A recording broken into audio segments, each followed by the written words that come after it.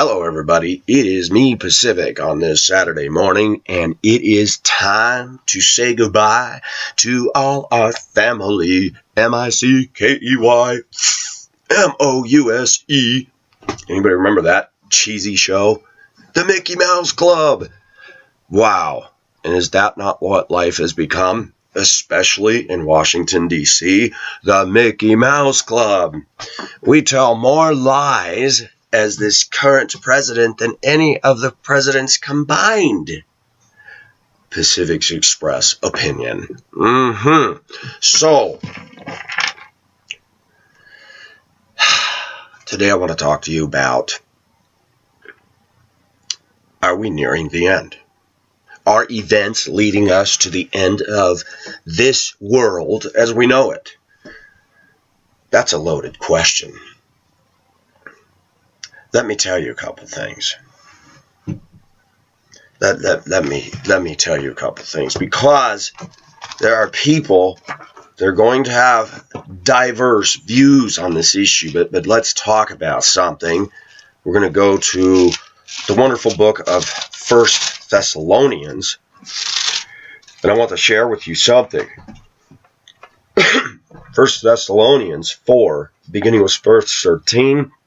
But we do not want you to be uninformed, brethren, about those who are asleep, that you may not grieve, as do the rest who have no hope. For if we believe that Jesus died and rose again, even so God will bring with him those who have fallen asleep in Jesus. For this we say to you by the word of the Lord, that we who are alive and remain until the coming of the Lord shall not precede those who have fallen asleep. For the Lord himself will descend from heaven with a shout, with the voice of the archangel, and with the trumpet of God, and the dead in Christ shall rise first. Then we who are alive and remain shall be caught up together with them in the clouds to meet the Lord in the air, and thus we shall always be with the Lord. Therefore comfort one another with these words. Now quickly go to Revelation chapter 4 and check this out. Because you know what? There's a continuum. Remember, the voice like a trumpet with the shout. Revelation 4, chapter 4, verse 1. After these things I looked, and behold, a door standing open in heaven, and the first voice which I had heard, like the sound of a trumpet, speaking with me, said, Come up here, and I will show you what must take place after these things. Immediately I was in the Spirit, and behold, a throne was standing in heaven, and one sitting on the throne. Did you catch this? The first voice which I had heard like the sound of a trumpet speaking with me, Come up here. What? And you know what? I truly thought of doing a video just on rapture. I would submit to my viewers to watch the pre-tribulational rapture, not watch, but read the book, The Pre-Tribulational Rapture by Alan B. Chick. That's Beechick. That is an excellent source that refutes mid and post-trib views. Pacific's Express viewpoint is that in order for the prophetic program to return, as Israel being the focus, the church has to be removed from the world. It doesn't make sense to sit there and tell us that there's a mid-trib rapture. Number one, Jesus says no man knows the day or the hour. But yet, to another group, he says, know this, you have 1,260 days, or times and half a day, times, or 42 months, all totaling 3.5 years. So who's he talking to? Context, people. The one group that doesn't know the day or the hour, that's us. If it is mid-trib, then that would be an easy deducing for those going through the tribulation, that when the Antichrist signs the peace treaty with Israel, you know, the one world ruler, the emissary of Satan, who's going to be able to do signs and wonders and deceive, if possible, even the elect, that then Christians at that time would say, well, he signed a peace treaty on this date, we're out of here. Nope, doesn't make sense.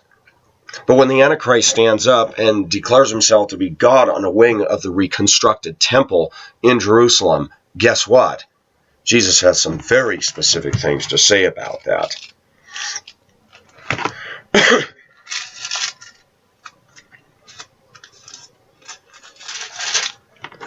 Excuse me. All right. Matthew 24, verse 15, therefore when you see the abomination of desolation which was spoken of through Daniel the prophet standing in the holy place, let the reader understand. Then let those who are in Judea flee to the mountains. Let him who is on the housetop not go down to the things out. What? This is confusing. Let him who is on the housetop not go down to get the things out that are in his house. My error.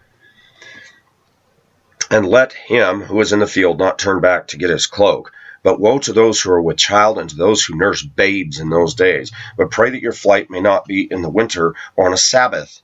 For there will be such great tribulation, such as has not occurred since the beginning of the world until now, nor ever shall be. And unless those days had been cut short, no life would have been saved. But for the sake of the elect, those days shall be cut short. Therefore, then if anyone says to you, behold, here is the Christ, or there he is, do not believe him, for false Christs and false prophets will arise and will show great signs and wonders so as to mislead, if possible, even the elect. Be it a hold, I have told you in advance. If therefore they say to you, behold, he is in the wilderness, do not go forth, or behold, he is in the inner rooms, do not believe him. For just as the lightning comes from the east and flashes even to the west, so shall the coming of the Son of Man be. Wherever the corpse is, there the vultures will gather. What that's saying right there, viewers, is that when Jesus Christ comes on the white horse, faithful and true is he, and he comes down in Armageddon, the whole world's going to know. There's going to be none of this mystique and mysteriousness. It's going to be the darkest day. He blots out the moon, the sun, and the stars. It will be dark, and we know what happens. People will literally rot standing on their feet. We've never seen anything like that. While Hollywood makes movies of sci-fi and weird, bizarre stuff, this almost sounds like science fiction. But God has an invitation to the birds and the fowl of the air and says, come to the great supper. There's going to be a lot of death. And we have pretty close to 7 billion people in the world, and many people believe that we're probably going to decimate pretty close to 3/4 of that just during the 7-year tribulation. I want to share something with you because we look for signs. So many people asked me yesterday, a viewer asked me, is there anything that has to happen before the rapture? No, nothing. There are no signs that precede the return of Jesus Christ for his church. There are none.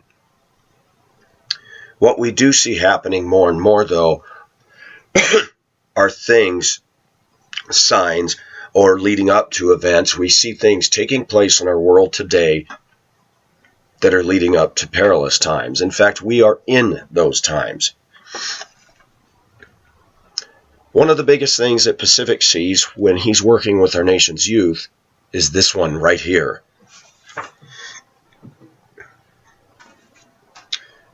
Exodus 21, verse 17, and he who curses his father or his mother shall surely be put to death. Let me read that again. And he who curses his father or his mother shall surely be put to death. Let's take American culture. Let's go back to the 50s, 60s. Let's talk about Dr. Benjamin Spock, who came out with his infamous books from a psychological standpoint not based in Holy Writ, when he said that to spank your child is to damage his ego, to harm him. And now today we have, and let me tell you something that has happened right before our eyes in this country. We hear a lot of talk about sexual abuse, physical abuse, and of course a lot of women always accuse men of verbal abuse.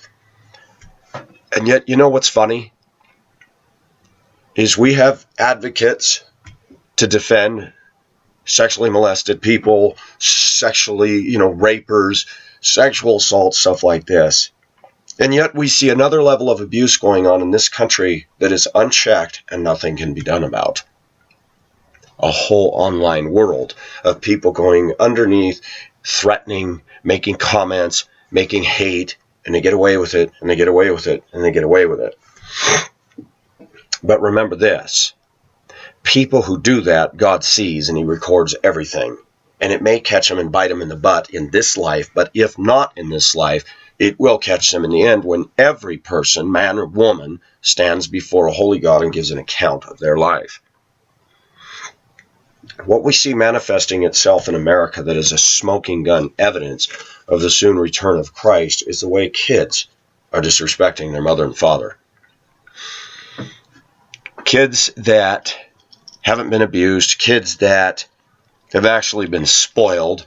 In the middle class sector of our culture, many kids grow up not doing much chores at all, not contributing to anything, but just sit on their butt, play video games, look at porn, screw around, do whatever they want. And today, those kids are mouthing off at all authority. And why is that? Why is that? Let's go to the infamous verse that Pacific is quoted on here multitudinous times. And let's talk about this. Because we can't underscore this enough. Our culture laid a foundation of giving kids more rights than they gave the parents. We see this all around. We see it as school bus drivers, teachers in the classroom see it, police officers see it, parents see it, preachers see it, psychologists see it. I don't agree with modern psychology. In fact, I struggle with the word psychology because I know we have psychiatrists and psychologists. And though they could be good in some senses of the word, if their viewpoint is not based and rooted with the very first verse of the Bible, in the beginning God created the heavens and the earth, anything that comes out from them is going to be nothing short of humanism. But let's talk about this. 2 Timothy 3, I quote it all the time, but it needs to sink into all of us. But realize this, that in the last days, difficult times will come. For men will be lovers of self. We see that proliferating in American culture. I got to beat you to the next red light. I got to cut you off. I got to get ahead of you. Yesterday, I don't sit there and do a tally, but I'm amazed at how many people will do such harebrained, risky, adrenaline rush stuff just to get around the bus. Traffic lights changing red, and somebody will come from a lane that has ended. They're passing, they're hugging the right freeway barricade or the concrete barricade, and they'll cut in front of me. Light turns red, and they're still sailing through the intersection and almost hitting somebody. Think, really?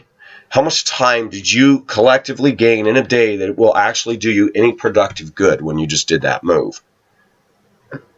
And after just seeing what happened last Sunday morning with a passenger in a car, my own son, and the damage that was done to him, I said, people don't think. None of us think when we get behind the wheel that, when you're out there tearing around and all that, you could be that person with a tube going down your nose to pump out your stomach, with a chest tube to suck the fluid that's building around the chest. That was sobering to me.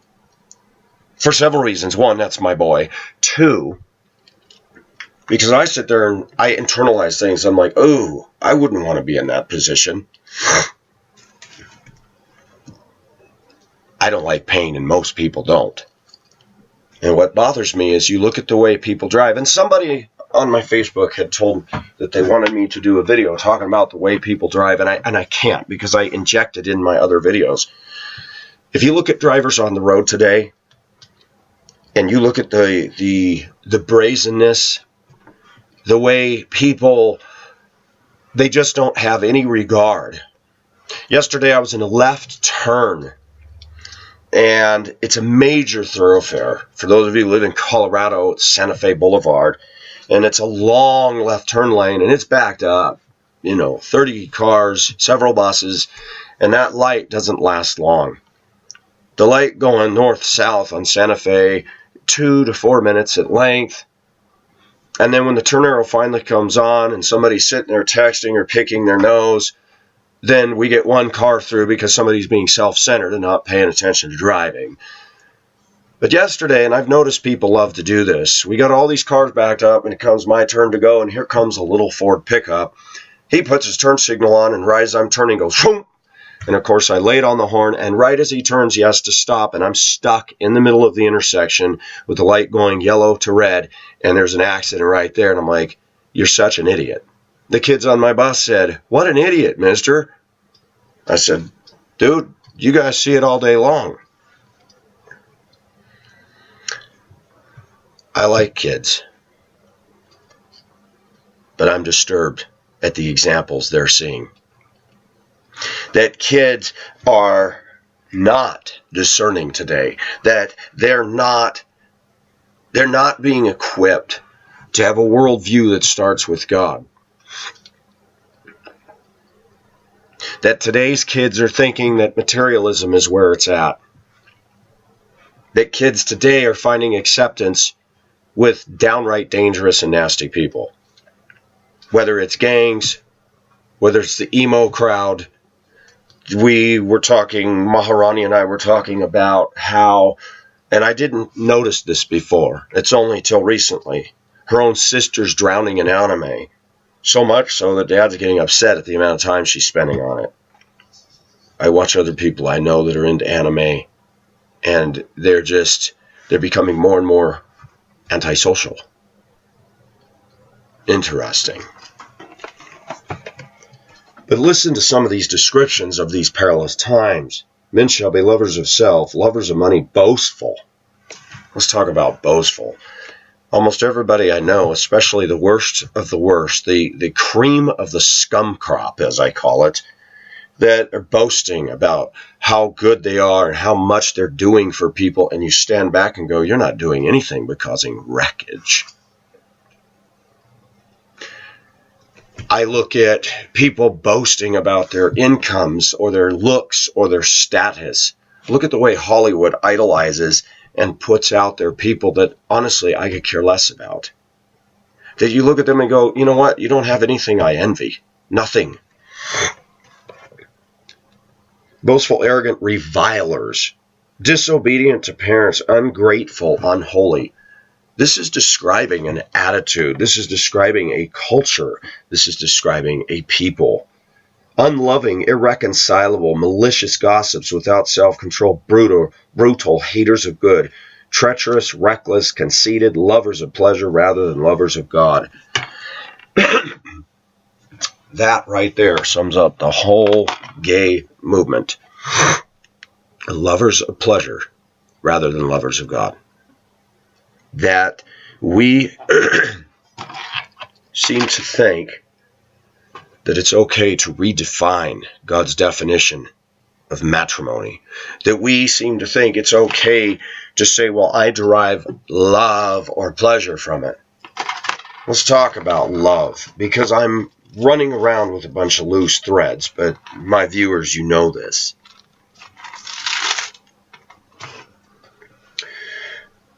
Chapter 13 of 1 Corinthians, if I speak with the tongues of men and of angels, but do not have love, I have become a noisy gong or a clanging cymbal. And if I have the gift of prophecy and know all mysteries and all knowledge, and if I have all faith so as to remove mountains, but do not have love, I am nothing. And if I give all my possessions to feed the poor, and if I deliver my body to be burned, but do not have love, it profits me nothing.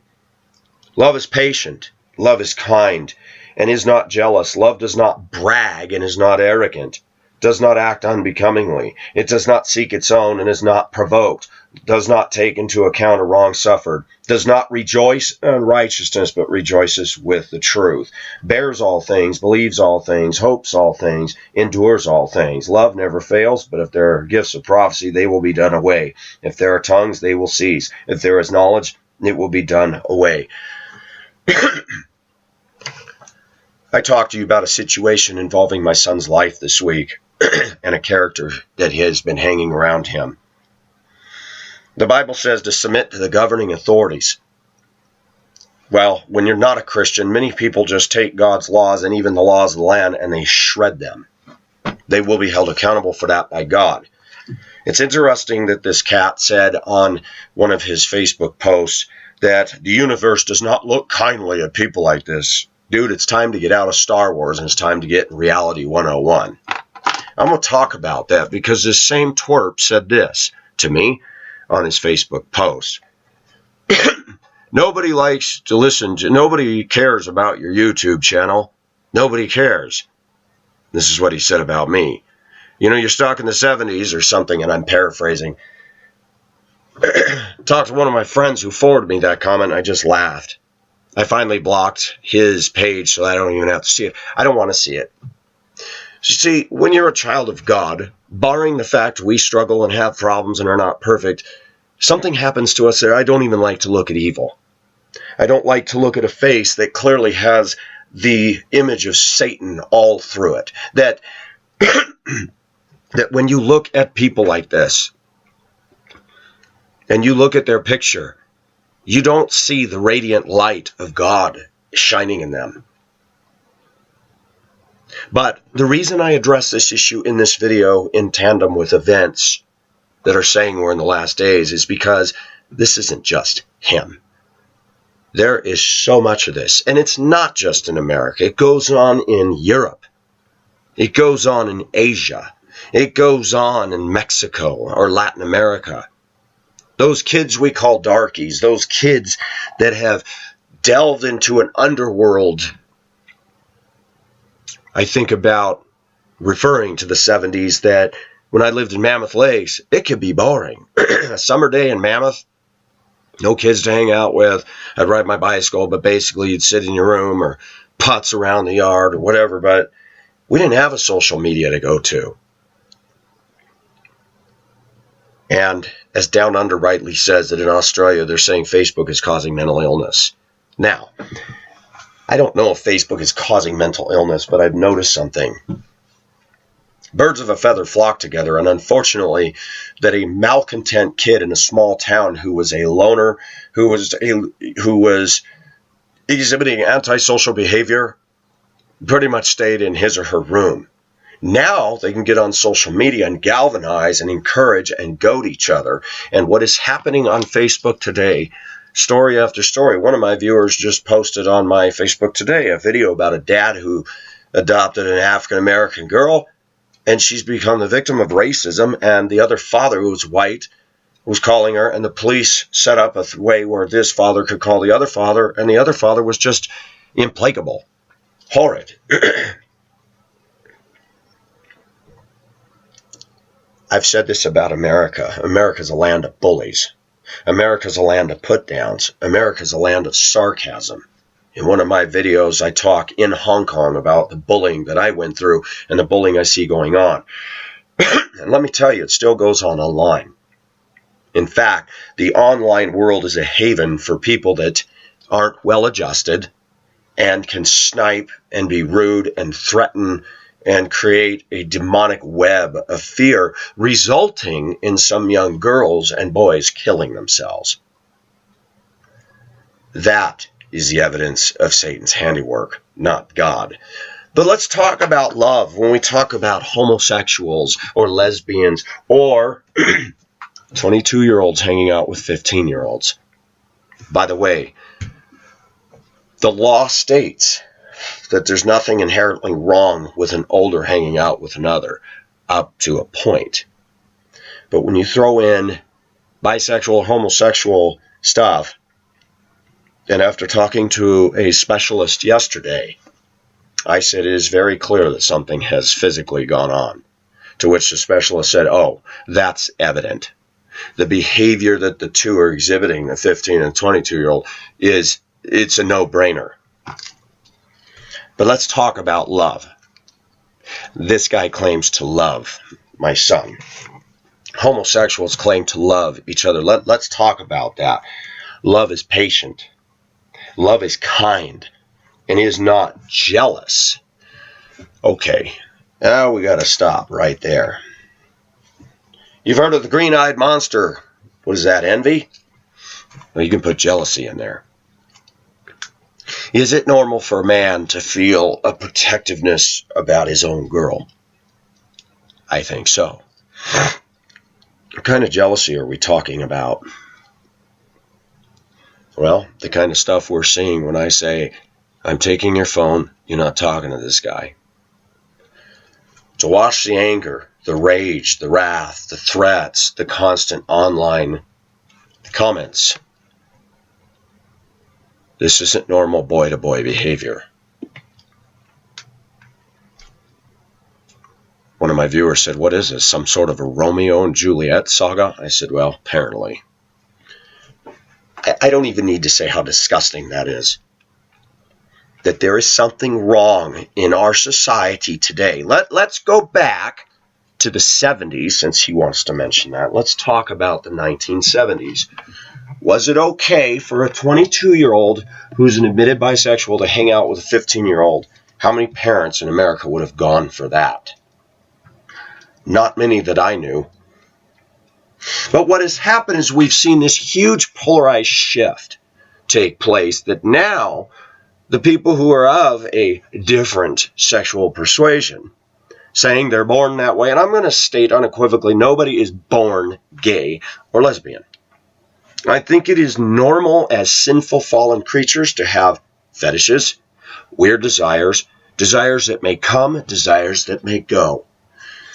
Some people determine very early on in life that they don't like the opposite sex for whatever reason. There are other factors that enter into why a person goes the way he or she does. One of those has to do with a dad. One of those has to do with a mother. One of those has to do with extended family and relatives. That also has to do with what teachers are teaching kids. That also has to do with what the media is pumping out on a regular basis. The media right now in American culture is promoting lesbian, bisexual, and homosexual behavior at all levels. To stand up and say that that is sinful, that the same side of the coin that the media has done this, they've also blasted Christians as intolerant, bigoted, homophobic, and thrown labels at us, using that as a billy club of stigmatism to silence us. And that is why the church is ineffective today. One of the primary reasons I believe Jesus' return is near is because the church has capitulated in fear to the all-pervading PC doctrine, political correctness. But let's talk about the exhibiting of love. Number one, no matter what you believe, parent says, we don't want you near our son. Oh, if you really cared about it. If you had real love in your heart, if you really submitted to God, you would stop by chain of command. Then no matter what you think about us, we're parents, we have authority. By the way, this gentleman has lost jobs because he goes off and tells off supervisors. The day is coming when somebody's going to put him in his place. Somebody who doesn't care what the law says. Not me. I'm not going to resort to retribution because my Bible says, do not seek revenge. Let God do it. God can do a better job of me. Remember King David? Before he was king, Saul, let's talk about love, okay? King David slew Goliath with a stone.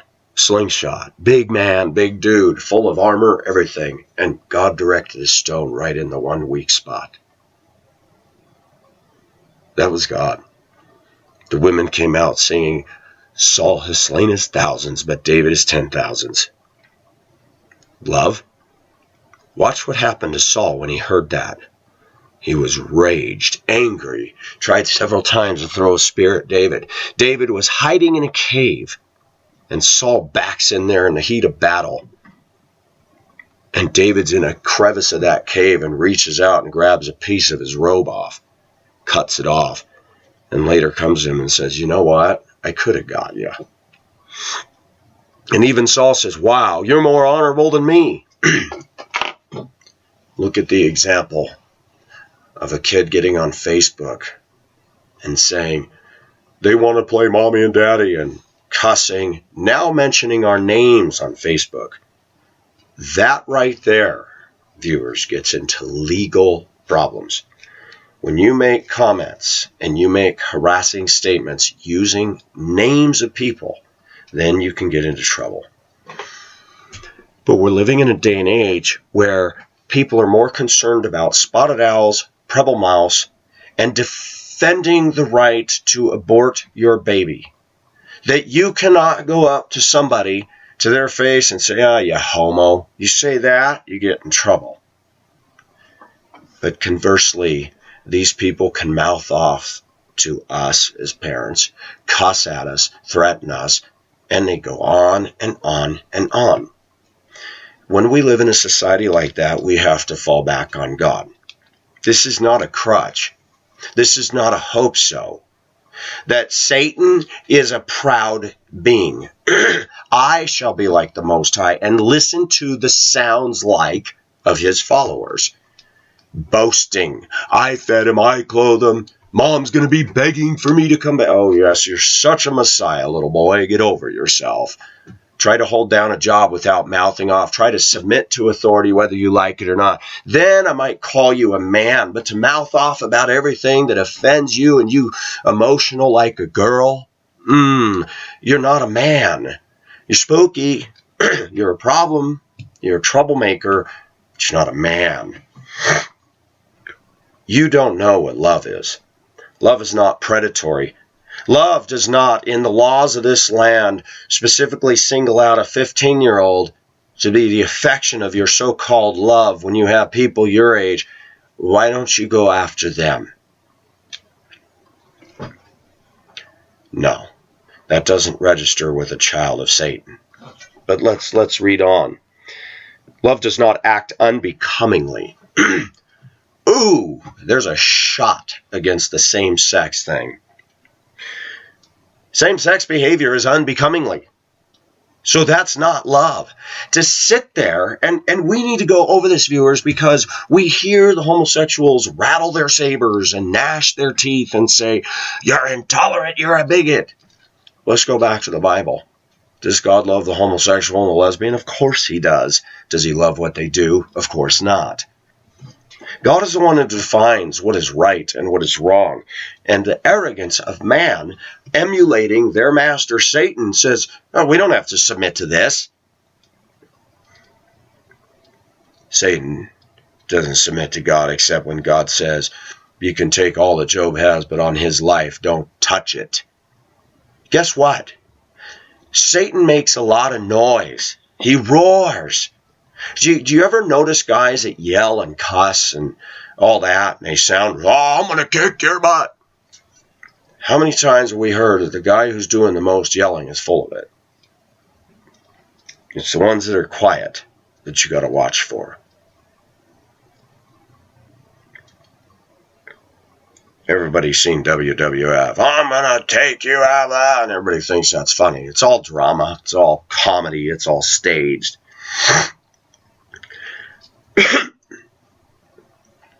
I remember one time I worked at a factory and I worked with a guy. We ended up becoming friends, but when I worked there, he was much bigger than me. He could have pulverized me. And he just had a problem with me. I was a hard worker. I'd come back whistling as I'm pulling carts, making sounds and having fun. And the other guy I worked with, the black guy, he was the same as me. But this one big strapping Midwestern guy says, why don't you shut up? I said, you know what? No. One day I was pulling a cart of windows and I'm coming back and he says, you know, if you don't shut up, I'm going to kick your ASS. I turned around, stopped the cart, let go, and I walked right up to him. I said, do it, and do it now. And he starts backing up. Man, are you okay? I said, no, I'm not okay. Quit threatening me. Either do something about it or shut your mouth. I said, kick my butt and lay me out on the floor or shut up. Man, dude, calm down. He didn't know what to do with that. He never threatened me again. I ended up buying a 78 Chevy van from him. And you know what? I bought a stereo from him and a big antique piece of furniture and a washer and dryer, and he ended up being a renter of the apartment buildings I managed in Prescott, Arizona. And you know what's funny? Is we got along from then on. He told me what was wrong with the van. He says, I'm going to get these things fixed. Because if you're going to go to Minnesota in this, I don't want you breaking down on the road. One of the things that we have to realize, excuse me, any of us can have fear. That's normal. Read through the Psalms, and David constantly says stuff about fear. And one of the songs that I've sang to you the other day is, you are my hiding place. You always fill my heart with songs of deliverance. Whenever I am afraid, I will trust in you. See,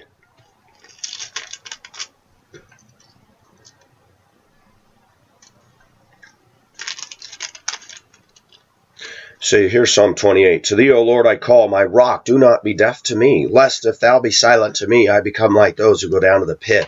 Hear the voice of my supplications when I cry to thee for help. When I lift up my hands toward thy holy sanctuary, do not drag me away with the wicked, who speak peace with their neighbors while evil is in their hearts. We see that. We see people aligning on Facebook that are in darkness, and they all get along with each other. But the problem with darkness is darkness doesn't leave the light alone. That when other people are going along and minding their own business, and darkness has to come along and go poke. And when a righteous man stands up and says, you know what, enough, then you got the demons of hell rattling their sabers, making all kinds of noises and hissing, and like I did in the video yesterday, Satan roars. But remember something, there's a difference between loud noise and somebody who really has inner strength. There's a difference between a bunch of loud mouth, complete with profanity and threats, and somebody who has self-control. Somebody who has inner character, inner integrity, an inner basic understanding of the laws of the land. An inner basic understanding that comes from God, that you don't take on authorities. I remember when I was 22, there were times I thought I was a little bigger than I was, and I've had to learn over the years when I work for employers that you go through chain of command when you have problems. You follow protocol. You do stuff. You submit to the authorities, whether you like the boss or not. You don't mouth off to him. You don't do that stuff. Pacific never got fired for insubordination. There were 2 jobs I was let go of. One was a restaurant. I had become a new Christian, and somebody had told me, I complained to somebody that the boss I was working with was yelling GD and JC, cussing, using God as a cuss word, and that really bothered me. And I didn't yell. I turned around and said, man, please, could you not do that? He said, it's just an expression. I said, you're doing it all day long. And his own father was a Christian, and he says, you know what, at the end of the day, you're done. Oh, okay. Do you notice in the world today that you can't use profanity in the workplace and all that, but I hear bosses, supervisors say GD and JC. I remember a boss I had in Spokane that would talk about harassment, and he always addressed harassment and it's wrong, and he'd walk in the room and then very loudly say, oh, Jesus Christ. The problem is, at that time I thought, if I go and confront him, I know what he's going to do. There's the door, buddy. So I went to a supervisor and I said, this bothers me. Well, there's nothing you can do about that. I said, wait a minute. It says that we're not supposed to be discriminated against about our religious beliefs. I said, if I walked in here and said, Allah damn it, or Buddha be cursed, I said, if somebody's a Buddhist, you guys are going to do something about it. Well, that's different. No, it isn't different. You want to know what proves more than anything else that Jesus Christ is and is God and is coming back? That people use his name as a swear word, and even in our secular workplace world and the whole thing defined as harassing nature, that people don't seem to think there's anything wrong, including management, about using Jesus Christ as a swear word. Even though born-again Christians can be in your employ and you are offending them. But you stand up and call homosexuality a sin, and this is what you get from the guys that want to wear panties crowd. Oh, you're a bigot. You're a hater. I love that. Hater.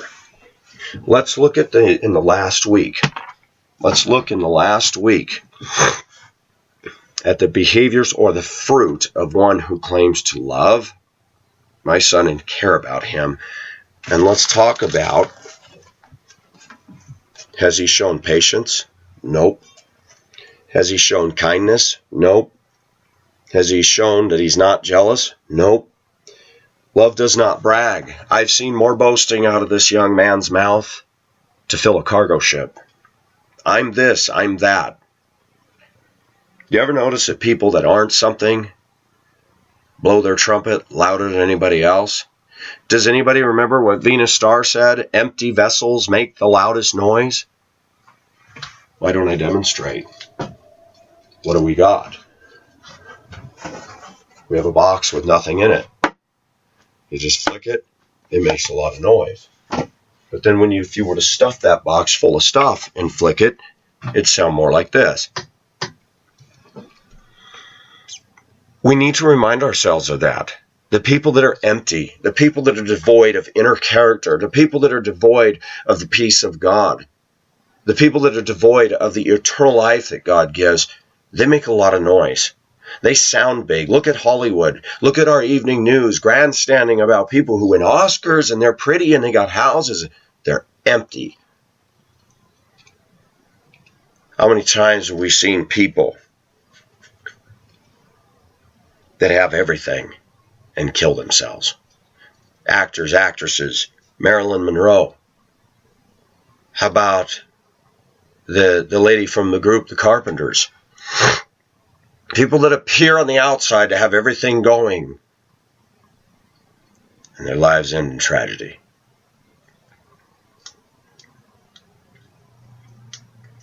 And what we see in America today that is the most telltale sign about the imminent return of Christ is the way the youth today have been given so much leeway that most parents in America are concerned about their comfort zone. That most parents let their kids wander off and watch TV because it's a babysitter. And now with video games and all that, parents are very happy to oblige their children with iPods, iPads, tablets, because they go, hey, he's leaving me alone. For parents to actually be involved in the life of their kids. Now, we know about my situation. I've been very transparent about it. And there's been extenuating circumstances that have caused problems with that to be able to happen. But my own son has made a choice over the last 2 years that he wanted to do his own thing, didn't want to go on a camping trip, didn't want to do. And at what point does a parent have to say, okay, can't force love? You cannot. And it says that right here. Love does not act unbecoming. It does not seek its own. More often than not, when we talk about the word love in America, especially among teenagers, young adults, oh, I love him, I love her. Can I be blunt? Put your heart on away and think with this head, not the one between your legs. I've talked about in my videos how many of us men can be easily duped by a hot-looking woman who's really nice to us. We fall for it almost every time. We've seen a pattern in America that the really hot-looking women aren't going to be nice to us unless they have a motive involved.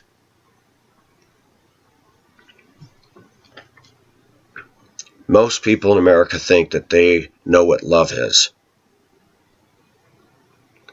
And the older I get, I certainly know what it is not.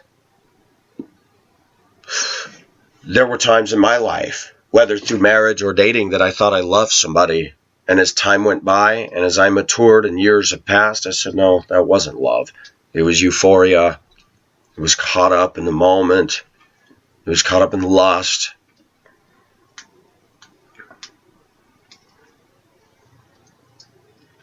Too many people in America use the word love as a manipulatory tool because they have an agenda that's not godly.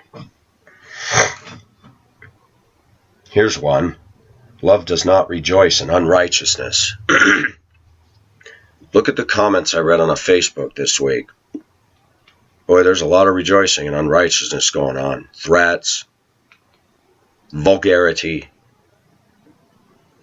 That is the fruit of Satan. We talk about the fruit of the Spirit. But the fruit of the Spirit is love, joy, peace, gentleness, kindness, self-control. We see the fruit of Satan, no self-control, rage, saber-rattling, threats, profanity, ringing hell's bells, sounding, pulling that big red arrow down, going, wah, wah. The kingdom of Satan is mad because somebody stood up and said, get away from my son, you 22-year-old. Get away from my son. That you can't even look at the laws of the land and your behavior and your page and look at the things you're doing. But we're not going to focus anymore on him. He's done. He's done in the context that I have given too much rental space in my mind for him. Pacific can only do so much. God has to do the rest. The authorities have to do the rest. And Pacific is going to make it clear to his viewers that I am not God and I can't do everything. And what I cannot do, and even what I can, and even if you think you have the capability, you should still say, God, with your help, go I. I will never change the hearts of people I'm referring to in the last week. I cannot change a heart. But I can say that's not love. Does not seek its own, is not provoked. Let's give a good illustration. If you really love somebody, you can say, I don't agree with the parents' stand, but they're doing what they think is best for you. I'll back off. But what we see happen, especially with normal heterosexual relations, is a guy and a girl love each other, and somebody tries to say, I think you guys need to wait. No, we don't. No, we don't. Anybody that's hurrying up to be together and all that, there's a motive. Usually lust. I submit to you that we as Americans have not lived like Jacob. Jacob wanted Leah, or Rachel.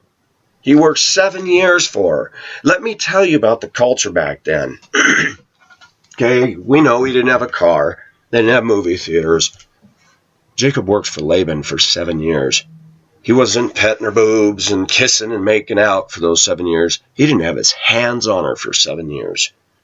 And I say this as a rebuke to all of us men, that we in this TV dinner culture of America, we grab it because we can. You want to look at porn? Pull it up. You want to masturbate to that? Do it. You want to go out on a night on the town and get laid in the back of your car? People do it. In America, there's no self-control anymore. Not at all. People do whatever they want. They disregard God's laws, and even most Christians do it. I've done it. Ouch. Does not take into account a wrong suffered. Anytime people are threatening revenge, they are walking in Satan's footsteps. Anytime people are saying, you better watch your back. Yes, that's Satan. Satan attacks from behind. Real men attack from the front. And when I say that, that's not a provocation to say, oh, please attack me from the front. That real men talk things out, that real men listen to wisdom and submit as a 22-year-old to say, you don't have to agree, but you do need to show respect, and you need to back up and put on your reverse lights and start backing up. But in American society, we don't teach youngsters that today. We teach them to get all up in your face, and a 22-year-old is commenting on my age, commenting on me living with an elder couple, saying I'm taking advantage of them. My friend said, you work your butt off around there. No, I don't take advantage of them. Let me tell you something. They've had people screw them over, and they are not open to that kind of stuff at all. Pacific has never screwed anybody over. Financially, never. I like it when people make their stupid comments and then you just look at their life from apartment to apartment, kicked out of one, fired from this job, fired from that job, living with friends, living with family, bouncing all around. And this guy is the great pontificator on my parenting, on my 50 years old. I'm 48, by the way. I guess he's got new math going through him. But the disrespect in today's young generation is unwarranted, illicit, and it's satanic. It's wrong. And where did all this come from? Because we told people you can't spank. That's abuse. What about what these cats are doing? That is abusive as all get out. Very abusive. Does not rejoice in unrighteousness, but rejoices with the truth. I'm sorry, but most of these angry, young, satanically infested kids today, they don't know what the word truth is. They define truth according to their self-centered emotional state, their here and now mentality. We talk about me being in the 70s, but we're going to thank the universe. Luke. Yeah. Okay, Mr. Vader.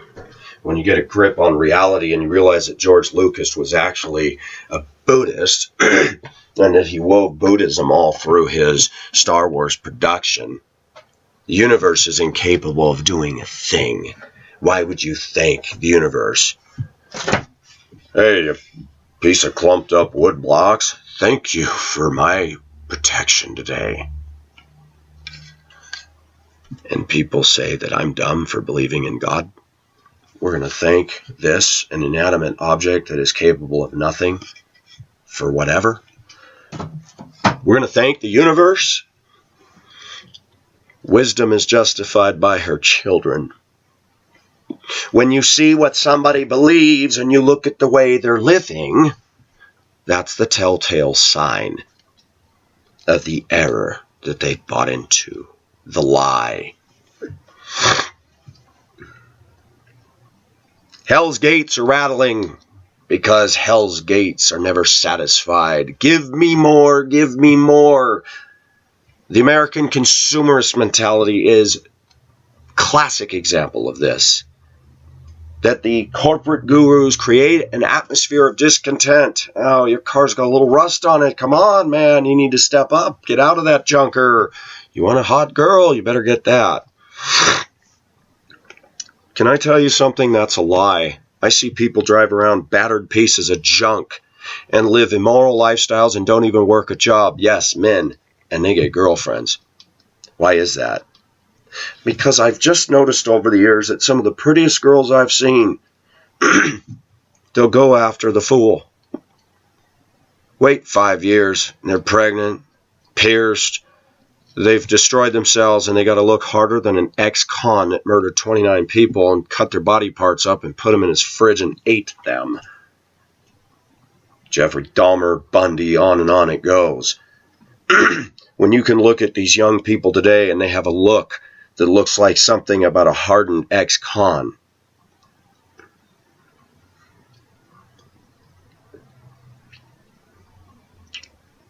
I couldn't help but thinking the other day that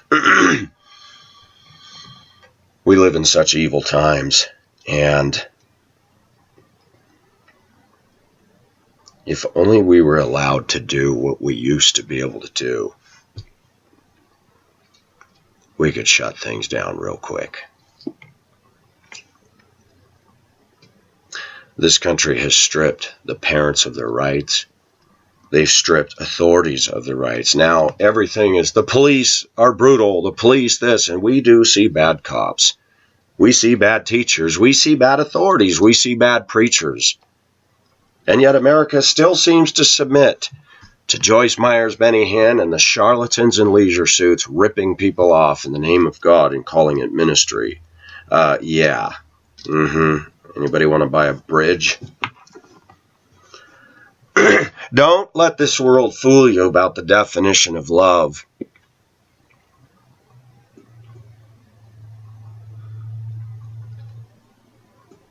Don't let anybody fool you.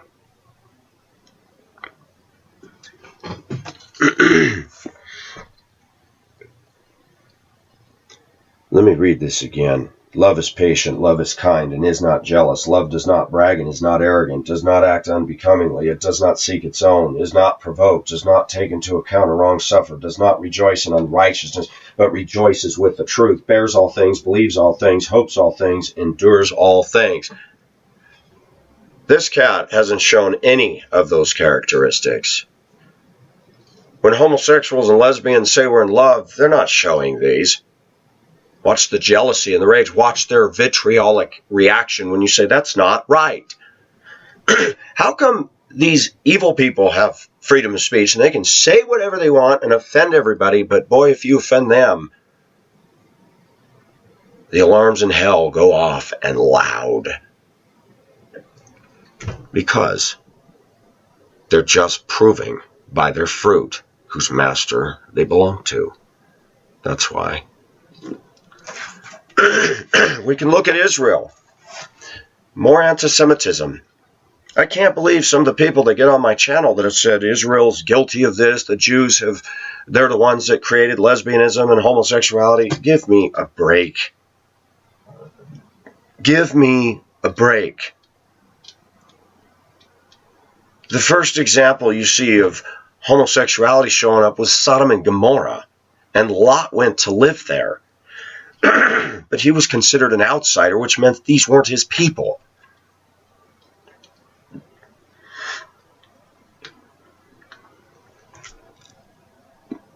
Why do I believe we're near the end? Because the social structure in our culture alone has deteriorated so rapidly that people can get more connectivity out of a dog or an electronic gadget than they do one another. That lot of social media is being used for a lot of disenfranchised malcontents to get on and view their spew their venom. That was good. View their spenom. Spew their venom and hate and rage.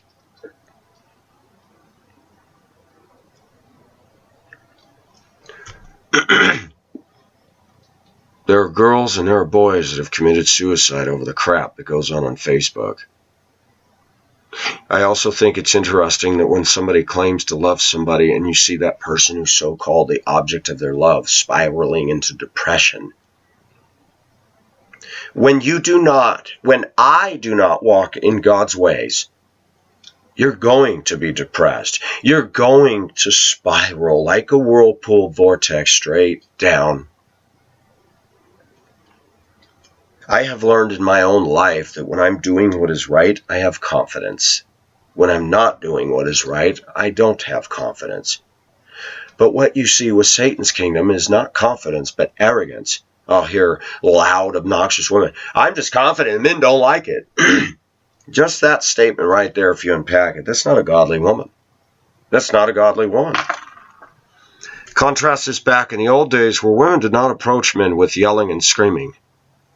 Women at a time in history used to be meek and mild. Anytime the Bible talks about respect your elders, and it doesn't matter if they're my relatives or not. For me to walk up to a 70 or 80-year-old man and start cussing and yelling at him, this has something to say about that. For a 22-year-old to say the things he's saying about me in Old Testament times, no. And I wish we were there. He would have been stoned. He would have been taken out. There wasn't as much of a problem with this back then. But Elisha, when he came after Elijah had been transported to heaven in a whirlwind, Elisha was leaving the scene, and 42 teenagers, it says youths, but the Hebrew word for that was teens. Going up, you bald head. Let me say something about that. Those teens were from a pagan culture, i.e. satanic. And they're mocking a man of God. Here's a guy minding his own business, and they're hurling insults. And Elisha calls down a curse on them, and 2 she-bears come out and maul them all. I'm going to say something. With the way today's teens are today, I can't wait for the day God puts an end to all of that. Teens do not. America has fostered through our government, through Nazism, socialism, feminism, evolution, murder, saying that it's okay to murder your child in the name of abortion and choice.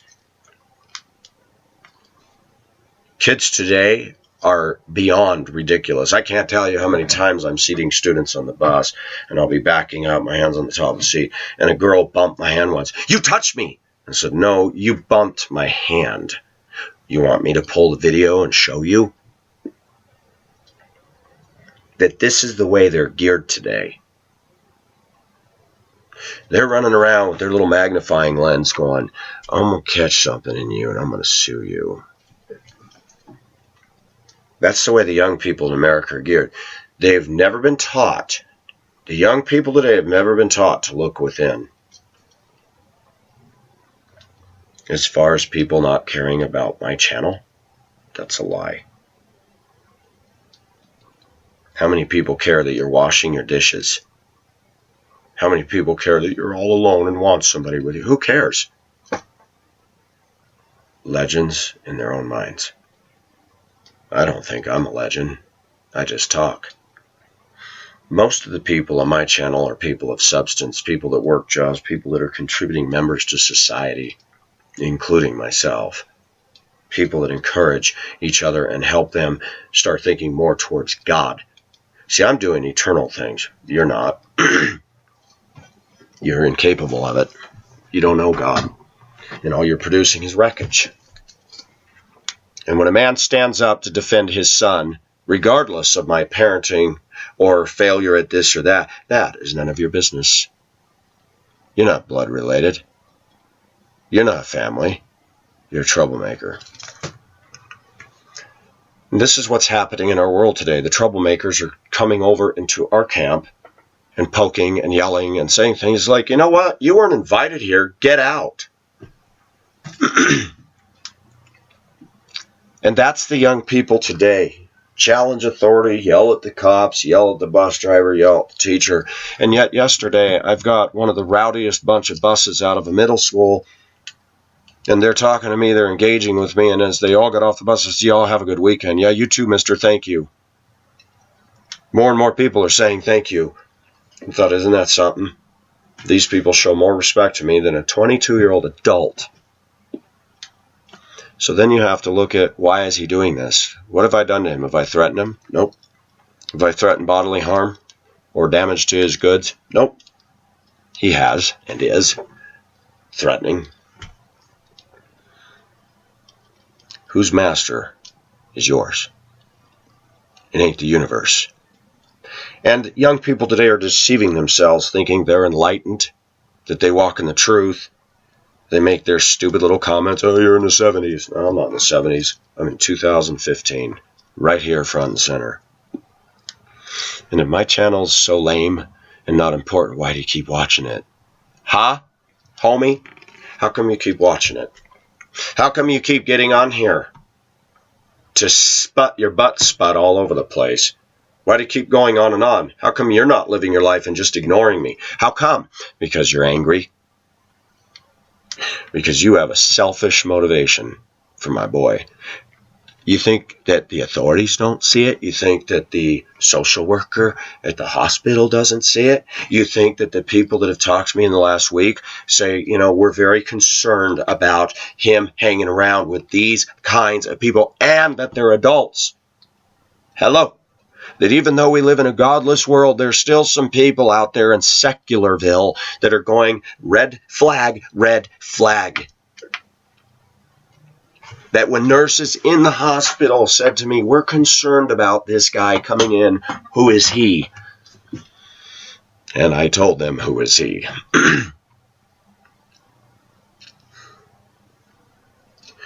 This cat, viewers, has made fun of my hairstyle, my look, his mouth off, has a whole inability to look at himself in the mirror, that everybody that has seen his Facebook page said it's clearly this guy is in darkness.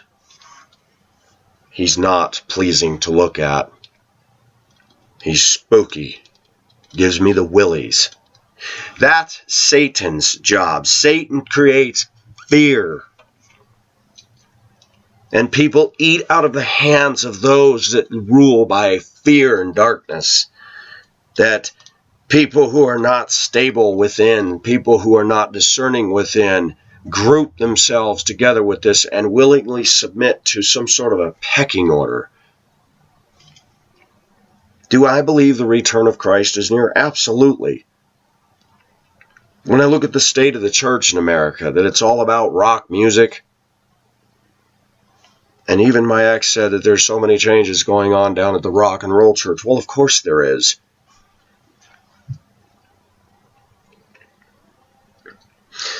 We as Christians are going to get attacked.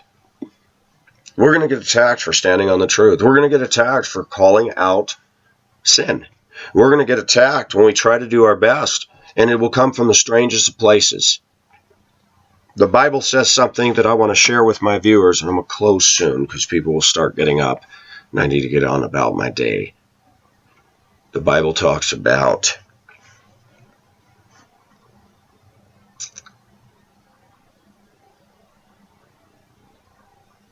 the fact that as we get closer to the end, people are going to start showing hatred for us more and more and more. They will think they're doing God a favor by getting rid of us. The Bible talks about that.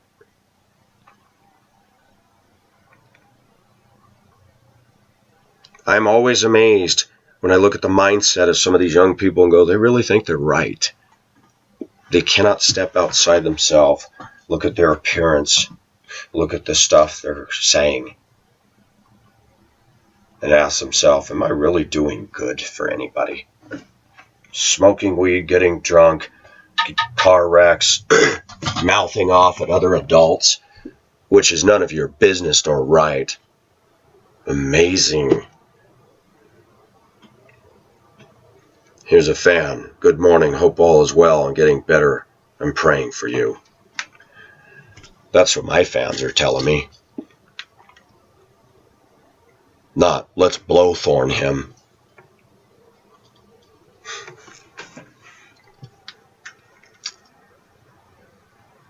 I said it before, the young are being taken over by Satan. That's a fact. But the nail that I want to put in this big coffin that's a smoking gun of where we're at today, Jesus says, I have come not to bring peace, but I've come to bring division, or a sword, that the man's own enemies will be the members of his own household. Do you know what that means? That when you become a born-again Christian, you could be hated by your own son. Not once has my son told me, you didn't do this, you didn't do that, or you abused me. None of that. If I had abused, I'd have a record. I wouldn't have a school bus endorsement. No, never did that. I've given my son opportunity. What is your age? I don't want to talk about it. You don't want to talk about it because there's nothing there. You've been manipulated by a 22-year-old man who's severely disturbed and is not a healthy individual. The psychologist, the social worker said this is not healthy people. There are still secular people who can look at that and go, this is not healthy stuff. And yet in Denver, the stuff proliferates. When a state allows recreational drug use to come in, that ought to tell you where we're headed. When we see adults with suits and ties and minivan moms disregarding traffic laws, not using turn signals, and everybody, you sit there and confront people with this and they look at you like you've got something wrong with you. Hello, calling good evil, evil good.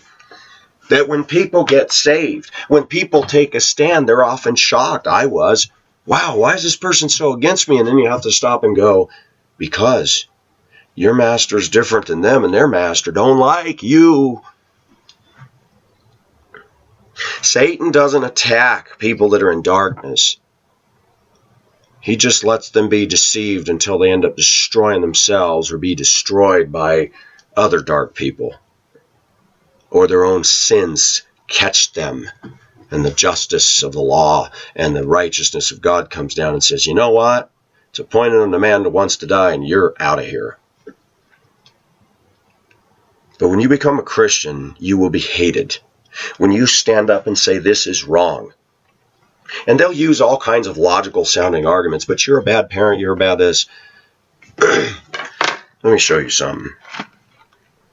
The Bible's very clear about who the one is that condemns. And I do not sit under a courtroom of monsters. I sit under a courtroom of God.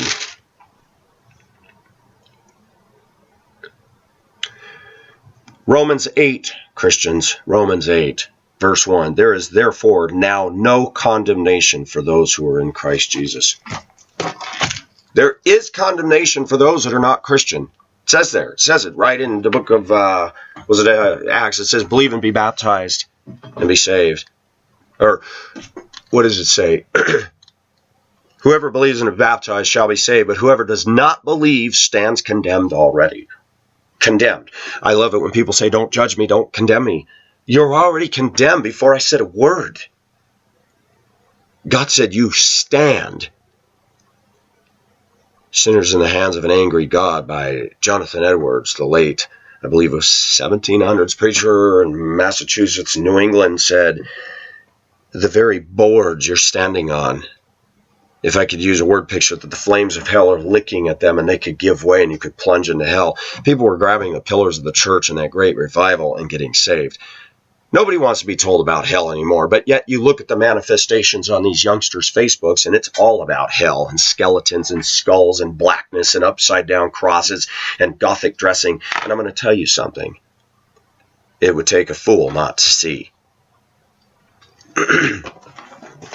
Just like I said, Satan roars. These minions of his gnash his teeth and rattle their sabers, and all they can do is threaten, cause destruction, make threats, and make what I call diarrhea comments all over the internet. You know, poop stain stuff. You look at their sites and they're just littered with poop stain comments. Disgusting stuff. Hateful stuff. Wow, you guys are really mature and you really got it together. And all you can do is, we're going to get him, we're going to blowthorn him. Dumb.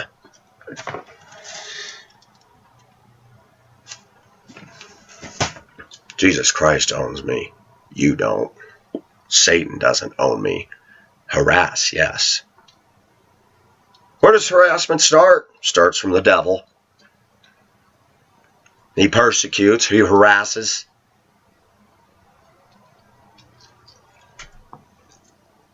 Viewers, be aware. The enemy's stepping up his game. The enemy's stepping up his game in America. He knows his days are short. And his followers are deceived. I don't care if it's a hot-looking woman in stardom in Hollywood. I don't care if it's Barbara Walters or the women on The View. These people are deceived. They have an illusion about them that unsuspecting Americans watch and go, wow, look at her dress, look at it. Who cares? She doesn't know God. She's going to get all this and die someday. And she won't be hot-looking, and she won't be rich, and she'll be gone. And the sad thing is, whether it's dark people on Facebook, like a witch's coven, all sitting around a big boiling cauldron, cackling and making their evil little curses and call-downs, there's no difference to them and the suit and tie corporate American who blasts through red lights and cuts people off in his SUV and is choking, strangling people out of his greed. There's no difference. Preachers that won't preach truth and are fleecing the flock and making lavish lifestyles and don't know God. They're all the same. They're all the same. Are we near his return? Yes. Are you ready? There's only one way to be ready, and it's to be bought by the blood of the Lamb. That's why Pacific doesn't believe in blood oaths. Masonic fraternities, Shriners, Oddfellows, Rebeccas, and a host of other secret societies. Or today's new youngster generation that's got their own little cult gurus that they put up here that's... I have to laugh. Do you ever notice these young people think that they're experts on matters of faith and God, and they've never even read this, never picked up a Bible commentary in their life? But that's what happens when you have weak-minded, naive people, impressionable malcontents. They follow a leader and don't even check against anything he says or does or look at the fruit. And the reason why? Birds of a feather. It's hard to soar with wings of eagles when you strut around with, pigeons. No, Pacific isn't stuck in the 70s. Pacific is right here in 2015. My views are as fresh and relevant as they were years ago. And the fact is, truth will prevail. God is on the throne. These demons and their followers are not on the throne. And when I say demons, I'm talking about the ones that we don't see. Let's read something that we all need to remember.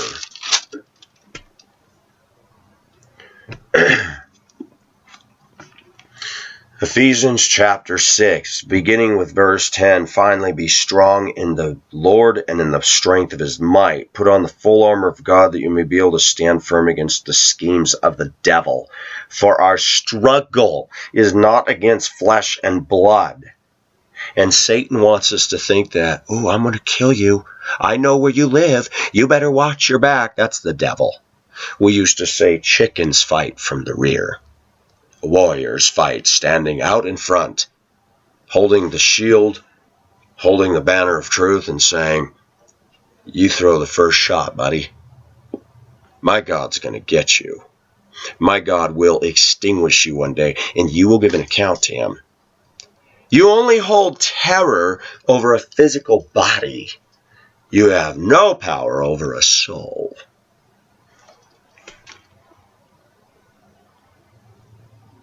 Verse 12, for our struggle is not against flesh and blood, but against the rulers, against the powers, against the world forces of this darkness, against the spiritual forces of wickedness in the heavenly places.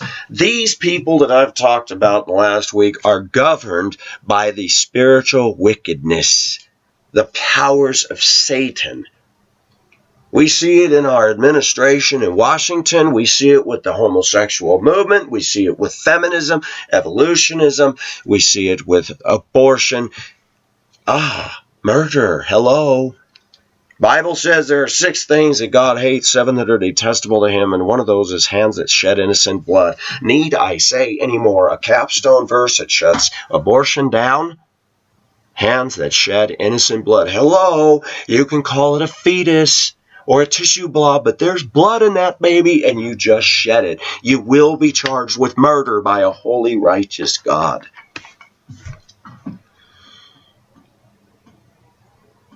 Viewers, we are nearer than we've ever been. When will it happen? No man knows the day or the hour, but in the twinkling of an eye. Do you know how fast that is?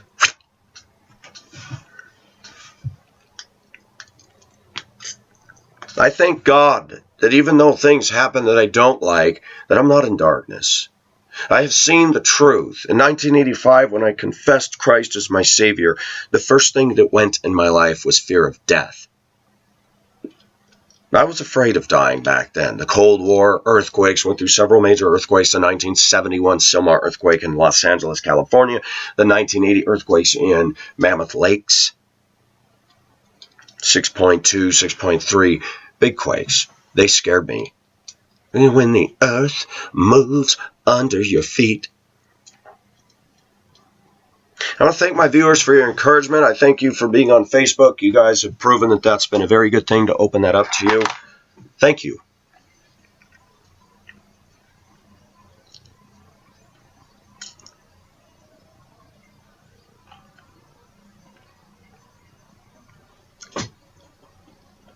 I believe God owns me. We're living in dark times. Don't despair.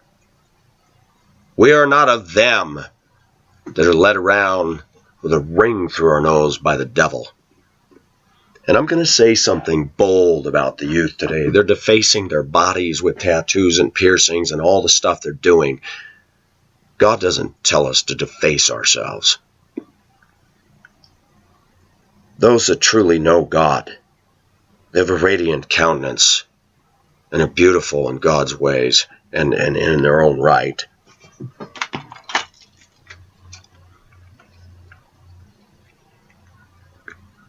I look at my Facebook and I'm posting ship pictures and songs I like and comments and things.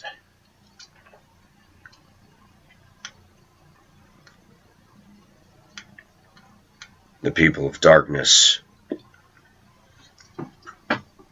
we don't even want to talk about what they're posting. By their fruits you shall know them. So the next time somebody says, I love him or her, look at their life and look at the way they're acting and read 1 Corinthians 13 and tell me. Let's read this again. For our struggle is not against flesh and blood, but against the rulers, against the powers, against the world forces of this darkness, against the spiritual forces of wickedness in the heavenly places. The people that we're talking about are driven by, controlled by Satan.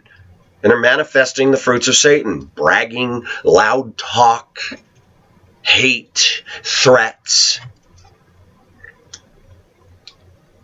Watch what happens in Revelation when God finally kicks Satan.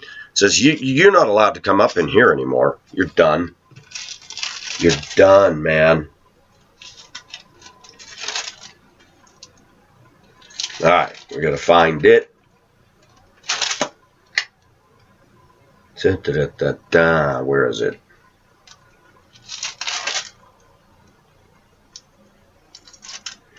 Gotta find it. It's going to take me a minute. Revelation 12, verse 7. And there was war in heaven. Michael and his angels were waging war. Or Michael and his angels waging war with the dragon. And the dragon and his angels waged war. And they were not strong enough. And there was no longer a place found for them in heaven. Days coming when God says, you're not even allowed in my presence anymore. Get out of here.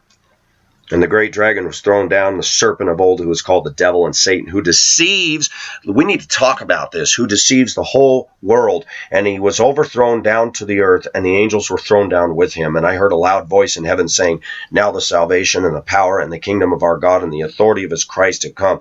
For the accuser, the accuser of our brethren has been thrown down. Satan is the accuser of the brethren. Listen to the comments this young chap is making at me. You this, you're a turd, you're no good, bop, bop, bop, bop, bop. Has this guy ever said, I want to encourage you. I want to help you become better? Accusers do that. Now, somebody might say, well, you're accusing. I'm not accusing. I'm on the defense because somebody has sent a missile across the bow of my ship. I didn't go sending a missile his way. He started last summer. And the fact is, this is young people today. They just pop off with their mouth, say things, all that. And look at what people are doing on social media. You're retarded. You look like this. You're stuck in the 70s. You're old. You live with people. You use them. Blah, blah. All of it untrue. All of it untrue. That's the devil. Why does Satan say these things? Because he knows that we're people made of clay. And sometimes we let those things hurt us and we stop and go, hold it, arrest that. Who's saying this? God or one of the devil's minions?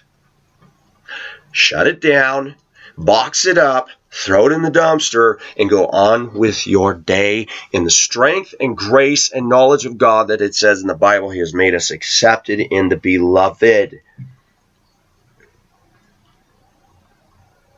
Do you hear what it says? And the accuser of our brethren has been thrown down, who accuses them before our God day and night. Look at these people in the world that hate us. All they can do is say evil of us. Evil. Put down, put down, put down, put down. Why is that? Because they've been put down, put down, put down. Because their master is a put downer, an accuser, a liar, a deceiver. And people who are deceived can't see truth. They see one way, their way. Their limited, narrow sphere of understanding is darkened. It says, the natural man comprehendeth not the things of God, for they are foolishness to him. He is discerned, meaning he cannot see. Blindness. And they overcame him, they, meaning us, because of the blood of the Lamb. Just stop and unpack that for a minute. And they overcame him because of the blood of the Lamb, because of the word of their testimony, and they did not love their life, even to death. There's going to come a time when Christians are martyred and killed. It's coming soon to a theater nearest you. It's going to happen. For this reason, rejoice, O heavens, and you who dwell in them. Woe to the earth and the sea, because the devil has come down to you, having great wrath, knowing that he is only a short time. Love is patient, love is kind, love does not seek its own. And here's the devil, thrown out of heaven. The devil convinces his followers, what you have is love. Anytime you do something that is outside the will of God and you embrace morals, or should I say immorals, and call them good, you don't have God's blessing. Therefore, you're incapable of having a biblical definition of love.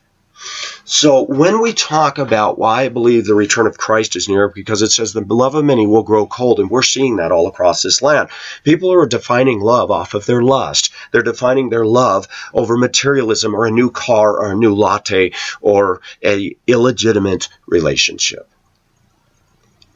When I was growing up as a kid, this did not proliferate to the degree it does today.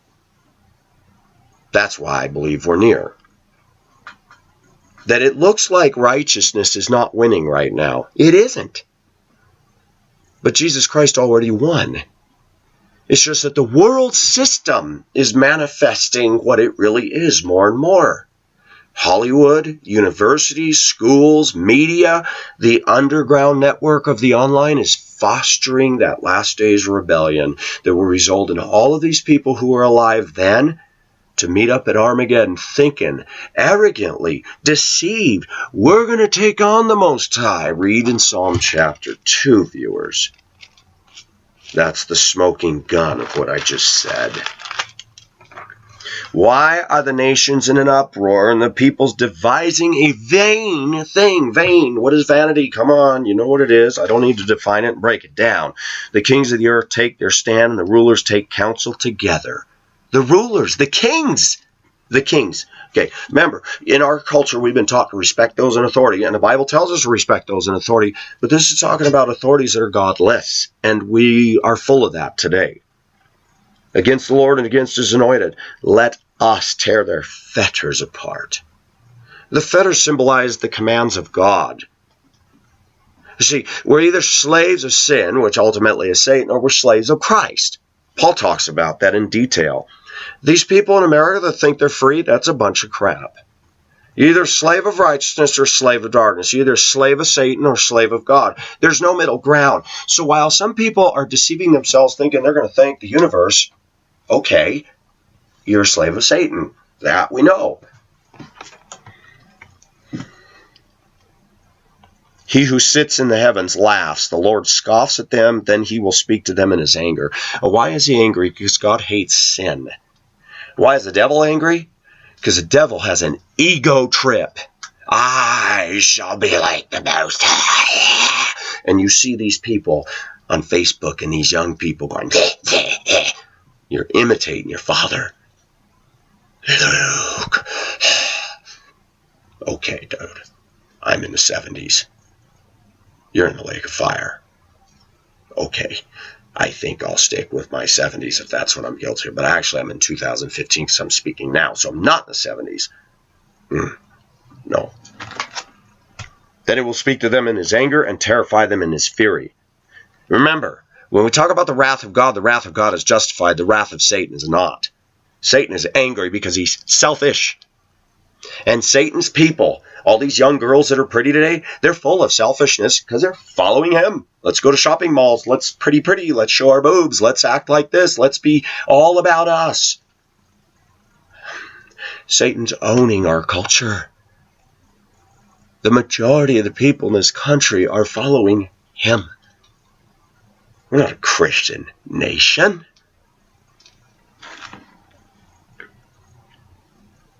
And God says, but as for me, I have installed my king upon Zion, my holy mountain. Guess what? These little strongholds that are set up in the young community, and even adults, they're little dark ways. They think, oh yeah, I'm a guru. God has installed his king. And your little reign is going to come to an end. I will surely tell of the decree of the Lord. He said to me, thou art my son, today I have begotten thee. This is God talking about Jesus Christ, his son. Ask of me, and I will surely give the nations as thine inheritance. You think you own this world? You think you own your stuff, rich man? You don't. God does. And the very ends of the earth is thy possession. Verse 9, thou shalt break them with a rod of iron, thou shalt shatter them like earthenware. You guys ever seen pottery? You drop it on the ground and it goes... That's people's lives in this world today. Remember these hot shots, these big mouths, these professional NFL that are whining they don't make enough. They're pottery. Now therefore, kings, show discernment. Take warning, O judges of the earth. Worship the Lord with reverence and rejoice with trembling. Do homage to the Son. We don't pay homage to these dark people. They want that. They demand it. And they run and operate by fear and get all these other little minions underneath them that are insecure and scared and need a leader. My leader is Jesus Christ. Thank you very much.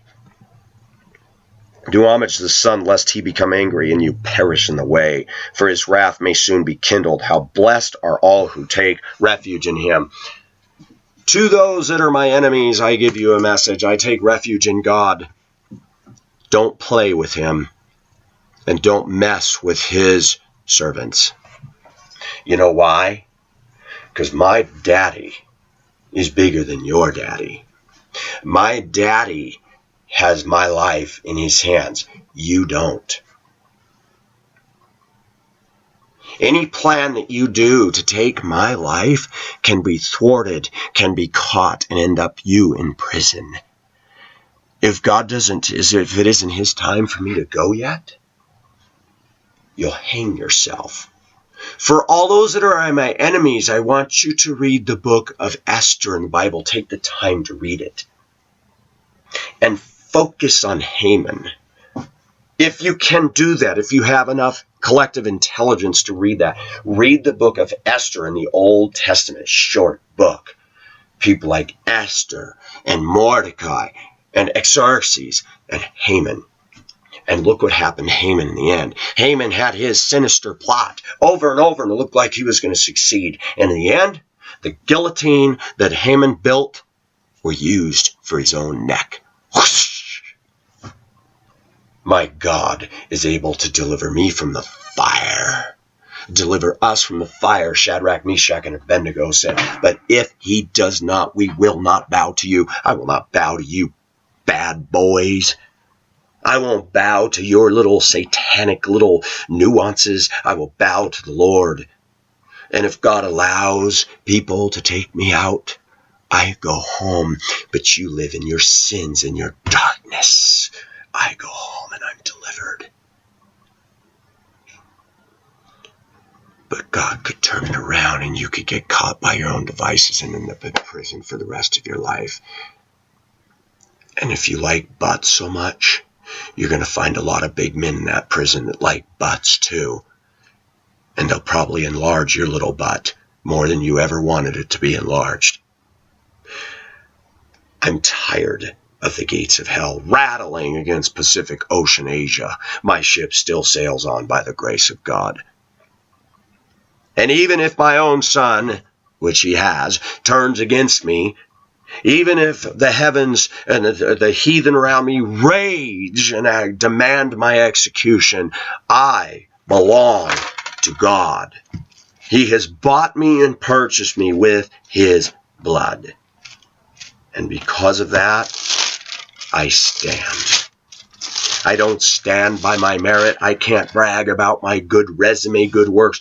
I stand because he's washed me and cleansed me and made me his child through his blood.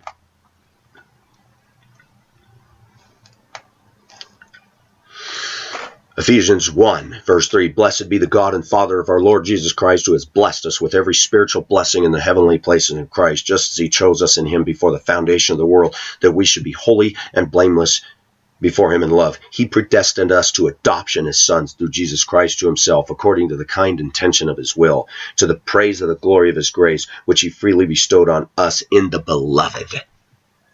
That's love. My Father loves me. My Father provides for me. My Father will be my deliverer.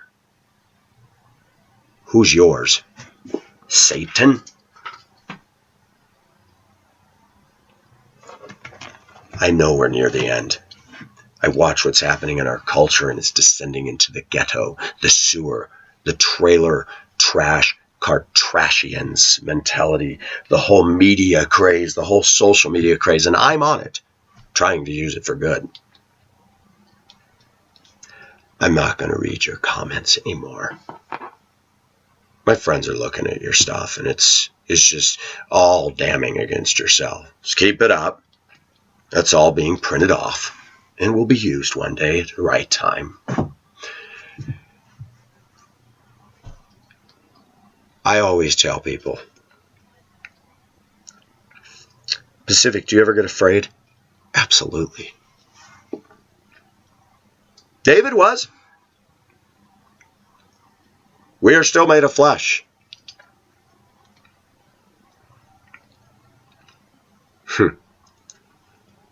But one thing that Satan's minions don't like to reconcile with is that when the righteous is afraid and runs to God, that's my daddy. And you don't mess with my daddy. Because my daddy's the everlasting God. He spoke this world into existence. Satan didn't.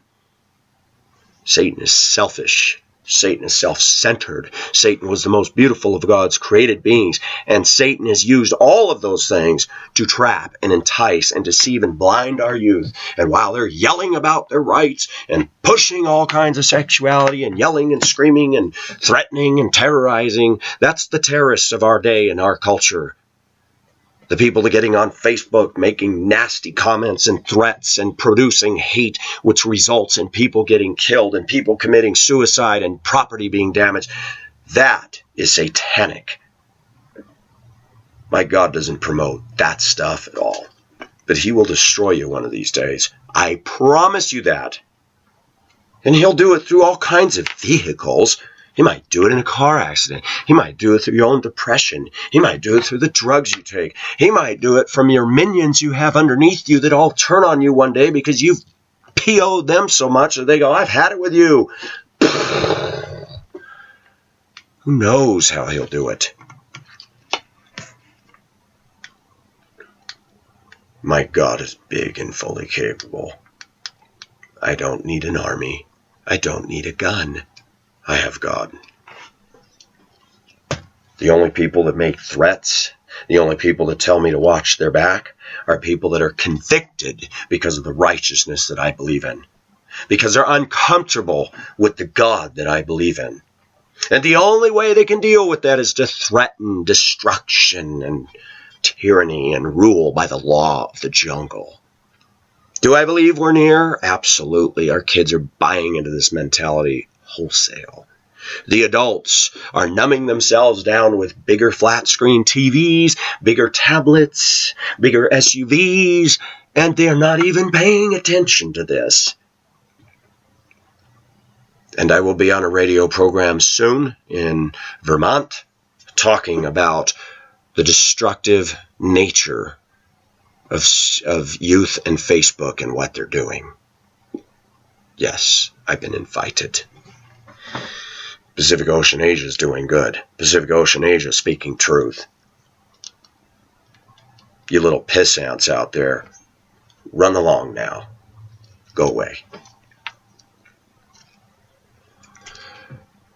This is Pacific Ocean Asia. Look up, for your redemption draweth nigh. The Bible tells us as believers.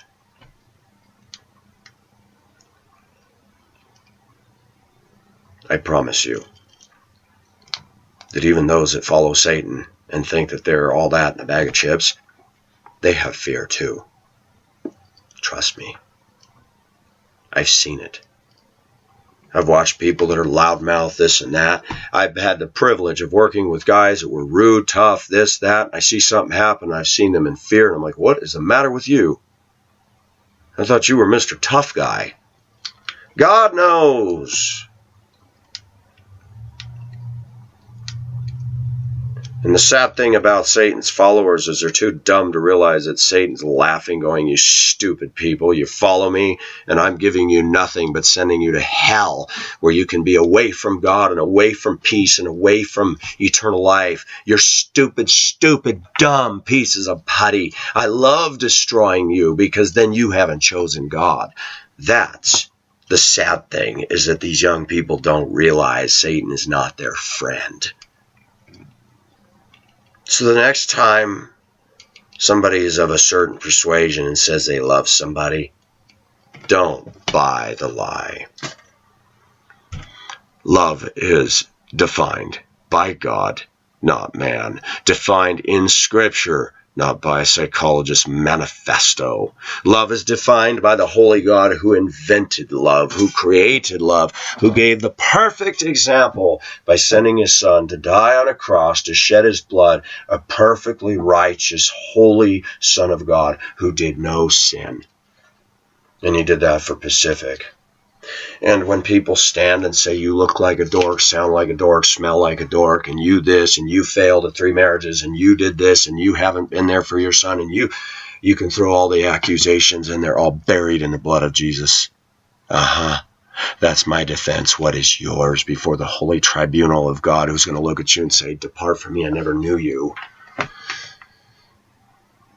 I created the universe. You should be thanking me, not it. The proliferation of false beliefs just in our culture and subculture is evidence that his return is very near. The church is not even dealing with half of this stuff. Happy Saturday, everybody. Jesus Christ is triumphant. Jesus Christ reigns, and Jesus Christ is God, and Jesus Christ is coming back, and Jesus Christ will put an end to all of this foolishness. One day Facebook will disappear, YouTube will disappear, Pacific Ocean, Asia will disappear, and I will reappear in the kingdom to live forever. My enemies, if they don't get saved, will be in the lake of fire, never to harm another person again with comments and threats and revenge and retaliation. They will suffer for eternity, where the worm dieth not, weeping and gnashing of teeth. The gnashing of teeth that they do now, and the saber rattling and the threats and the fear they make, their lifespan is that big in eternity. Remember Lazarus and the rich man? The rich man says, have Lazarus dip my tongue with at least a drop of water. I remember my son, can I have some water? You can't. The nurses told him for over 24 hours he couldn't drink. They had to pump his stomach out to make sure there was no perforations.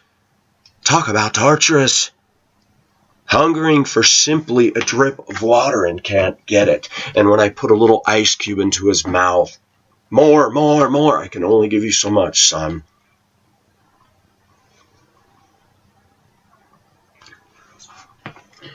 I love my son, viewers. Let me make that crystal clear. But my son is submitted to Satan's minions. And what I can do is continue to pray. I cannot change my son's heart. I can't convince my son to see the light. My son told me my God is a painkiller and mocked it. Those that follow Satan teach such things. Do you ever notice that people who turn their backs on God don't go upward? They go down. How can you not struggle with depression when you believe in dark stuff like that? There's no eternal life, there's no God, there's no hope, there's no future. You're just a product of randomness, molecules just coming together, and evolution. And whether it's the woman at Cherry Creek Mall with her breast propped up and her implants and all her expensive clothing who doesn't put her faith in Christ, or people piercing themselves in every orifice of their body and promoting hate and ugliness and immoral lifestyles, and then running around yelling at anybody who stands up and says, boy, that's just not right. And calling us haters. I have my problems. But God's given me a rock-solid assuredness that His word is true and that I'm His. And God does give me peace. And God does have my life in His hands. The devil sucks. You don't play with the devil. You don't stand out there rebuking the devil, Christian. You don't have that authority. It says resist him. Resist him and he will flee from you. You resist him by saying, though the bars of hell are rattling against Pacific, I say, you know what, God? You're sovereign, not him. You're going to do what you're going to do, God, and no matter the outcome, give me your peace. Give me your protection. And if you want me to go home, be merciful about it, God, please. And if you want me to stand, then vanquish my foes, deliver them, snare them in their own words and their own actions. That is the way of the wicked, the troublesome way of the wicked. No peace, no Jesus, no eternal life, just darkness and hate, and it feeds on itself. I've had to speak out about this because it involves my own boy. He doesn't see it right now. And maybe someday he'll see this video, maybe not, but I love him.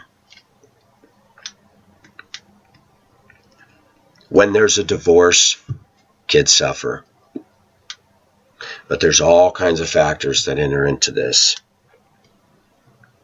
Because I had gone to Hong Kong because of things I did, I couldn't be near him all the time. Because of situations in the household, I couldn't be near him all the time. Because of his own choice in the last 2 years, he didn't want me involved with him. But when somebody who's an adult starts feeding his mind with a bunch of junk and lies and saying he loves and cares for him, well, you know what's coming after that. I left my home to move in with a Christian family because they convinced me that they really loved me. And as I lived in that home for 1.5 years, and then he manipulated me to marry his daughter, and I started to think, okay, he's a Christian, but he's kind of cult-like. And it began to dawn on me that he had a motive, get his daughter married off so that he can get her out of the house. Otherwise, she's a liability that he has to take care of. I was young once, and I was manipulated. And because I was searching for love, I made a lot of bad decisions. That's what caused me to go to Hong Kong, because I didn't get the love I needed ever growing up. And it happens to all of us. That even this young man who's 22, something's made him angry and hateful and dark. We know he's gone through his own scars. And this is the gift that keeps on giving in American culture, that a scarred individual continues to scar more because he hasn't been healed. The Pacific has made mistakes because of my scars. But God forgives and God cleanses and God can set us in a new direction. I want my viewers to pray for this young guy because he's rattling his sabers as hard as he can, but we need to pray that God would convict him and cause him to break and cry out to God. Because he's full of himself. He's full of hatred and contempt. And all he can do is make threats and do stuff like that and be not legal, not righteous, not a good citizen. So we need to pray for him, and we need to pray for him that God would love on him in such a way that he finally breaks of all that externalism and says, I am a miserable person. I need God. But the problem, I'm afraid, today is Satan has ramped it up so much that these people are so far gone that they're not going to see the light. They'll just foment more venom out of their mouths. It's sad. It's sad. And I admit it's hard for me to love my enemies because I have not had love myself in me with people who were supposed to nurture and care for me. The parents that adopted me didn't exhibit real, genuine love. And along the way, nobody bothered to look at what I went through. But I didn't take it to that extreme. I have my faults, I have my flaws, and I've failed at many things. But I'm not a failure in God's eyes. I'm a child. I've been forgiven, washed. And because of that, He can use me. I need you to pray for my son, that God will get a hold of his heart and stop the rage and the hate and the anger. And I need you to pray for all of us for protection. Yes, Jesus' return is near. Society is changing very, very fast. And Americans are sitting in their homes holding up in front of Fox News and their TV sets and fearing what ISIS is doing over there while they're sleeping on a ticking time bomb right under their nose. that their love of materialism and comfort and 401ks and retirement accounts and trips to Israel, and even Dr. David Jeremiah advertised a cruise to Alaska. And I thought, you know what, this is all middle-class baloney. It seems like Christianity in the U.S. is just catering to the middle class. Jesus is for everybody.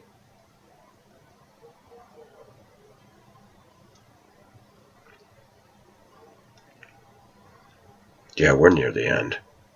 I see it. I see it big time. Viewers, happy Saturday. This is Pacific signing off. Bye-bye.